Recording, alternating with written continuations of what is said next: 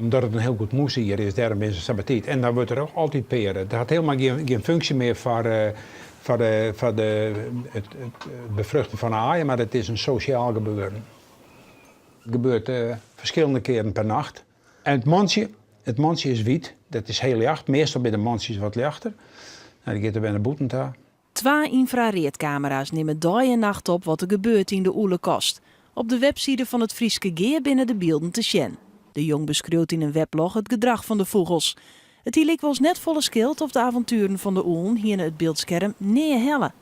Die kast hongen dan maar krijgt en even uitproberen van, nou ja, komt er al wat in en hoe liep het? En tot uw grote verbazing ziet er al een perke in. En wat er ik op peren in de kast, ja, en dan kan het nog wel een week of 6 door van het eerste aailijn wordt, maar toen na een paar dagen, toen tot uw grote verbazing het eerste aai. En dat is heel betiet.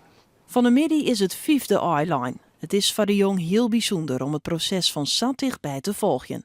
Eigenlijk should geen wat er in zo'n nestkast of in een halt of in een beemhalt of achter het oelenboord wat er gebeurt. Want ja, het is gewoon nacht en dan is niks te zien. En nu krijgen we iets van het nachtelijke leven van oelen te zien.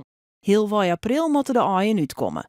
Een van de zaken dat de jong bijzonder naar uitzocht is het voorjen van de Lietse piekjes. Een hele Lietse bietjes prooi wordt voerd en ze komen dan ook net tegelijk uit. Want als ze al tegelijk uit komen zo, dan kent Wiefke nooit al die jongen voor je. Dus die prachtig, dan gaat ze keren, gaat de oors omzetten. En ik probeer het even weer wat te keren, de aaien weer wat te draaien.